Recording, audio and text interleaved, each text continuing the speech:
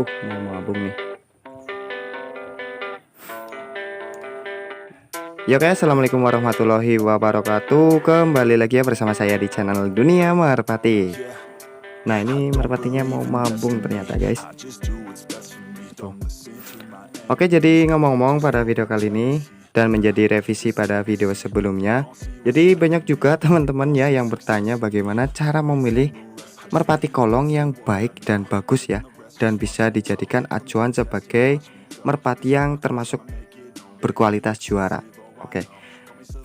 Jadi pada video kali ini saya akan menunjukkan ciri-cirinya, namun tidak 100% benar.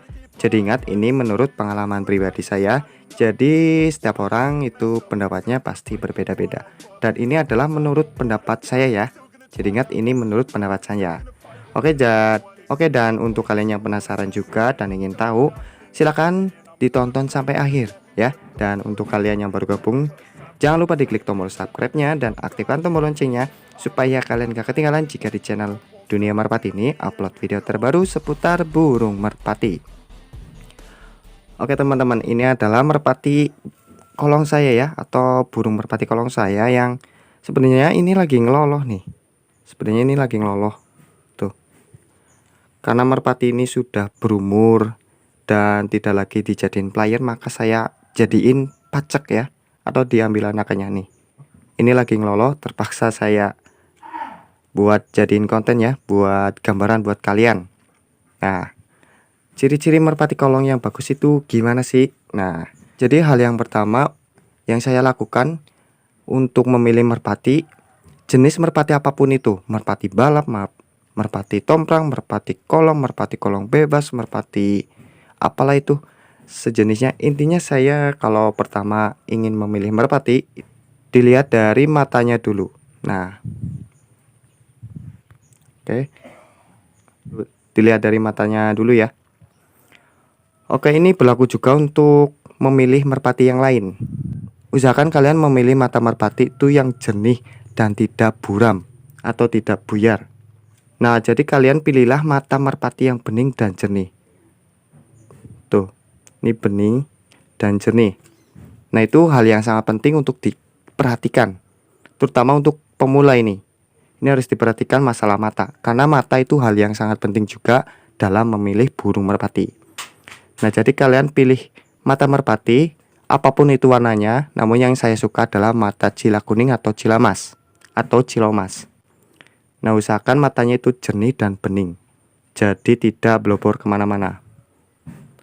Nah, jadi nomor satu harus dari segi mata dulu ya. Kalau saya memilih burung merpati. Nah, seperti ini. Tuh. Terus kalau terkena sinar yang silau, misalkan terkena sinar matahari gitu ya, itu pupil hitamnya itu akan mengecil dan kembali membesar ketika tidak terkena cahaya matahari dengan refleks yang cepat ya. Ini kalau terkena sinar matahari atau cahaya yang silau, ini refleks pupil hitamnya itu akan mengecil dan kembali dengan cepat. Itu tandanya mata merpati yang berkualitas bagus. Nah, itu ciri-cirinya yang pertama, dari mata ya. Nah, terus dari segi paruh. Nah, mungkin paruh kalau saya itu tidak terlalu besar dan intinya runcing dan melengkung ke bawah. Itu sih kalau saya untuk merpati kolong. Dan tidak terlalu besar. Intinya ideal gitu. Nah, ini ideal ya. Jadi imbang sama badannya. Tuh, kelihatan gagah.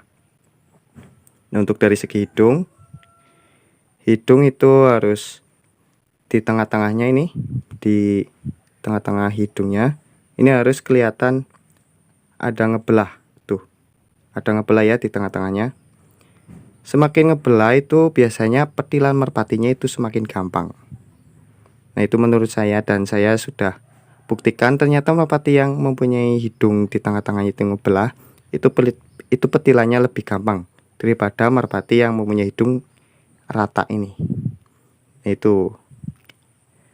Terus dari segi kepala, biasanya merpati yang cerdas itu bentuknya kayak buah pinang atau sedikit jenong ya. Nih. Jadi di atasnya itu tidak rata ataupun kotak. Jadi kayak buah pinang, lonjong gitu. Nah, kurang lebih gambarannya seperti ini nih. Untuk gambaran kalian. Nah, jadi kelihatan gagah, kepalanya bentuknya bagus, tidak kotak ya. Nah, itu rekomendasi saya. Nah, untuk dari segi body burung merpati kolong itu harus dipegang, itu harus kenyal ya. Harus kenyal di bagian dadanya dan besar, bentuknya bulat ataupun seperti jantung pisang. Nah, jadi kenyal banget nih. Ini merpatinya juga termasuk merpati yang posturnya lumayan gede. Nih. Ini dipegang enak, kenyal, dan di bagian depannya itu bulat nih. Bulat banget. Ini di bagian depan bulat. Kenyal, dan kalau dipegang pun itu berasa enak. Berasa enak, kenyal, dan tidak kaku. Nah, itu dari segi body ya. Nah, ini burung merpatinya mau mabung nih guys. Pada copot. Nah, untuk dari segi sayapnya bisa kita lihat ya. Nah, untuk sayap burung merpati kolong itu tidak terlalu lebar-lebar ya. Tidak seperti merpati tinggian. Nah, ini contoh bulu merpati kolong. Jadi jarak antar bulu itu agak lebar-lebar. Dan ujungnya itu sedikit runcing-runcing ya. Tuh. Runcing-runcing dan mempunyai celah.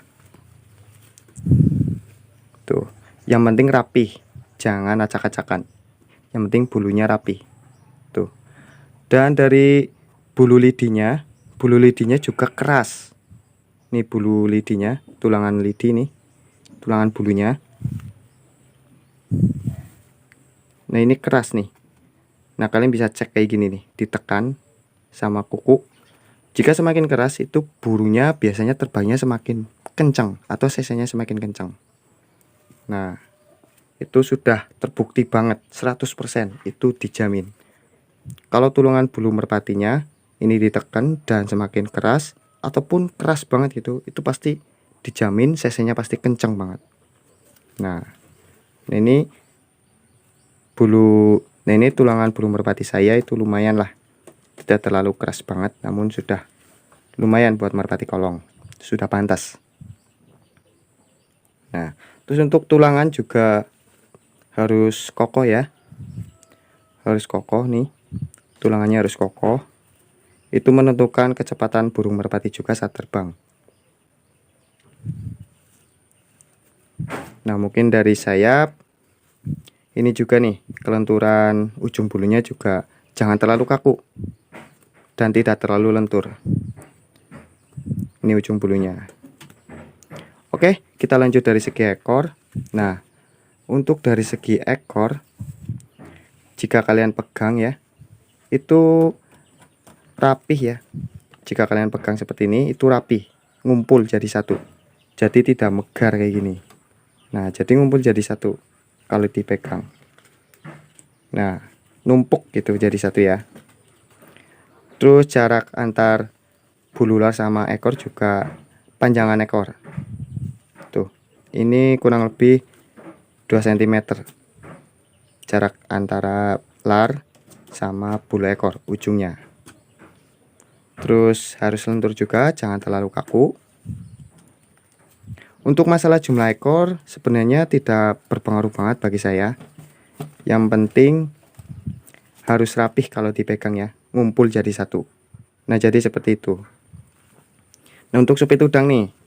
Nah, supit udang yang ideal itu harus keras, terus mempunyai celah kurang lebih setengah senti sampai dengan 1 cm.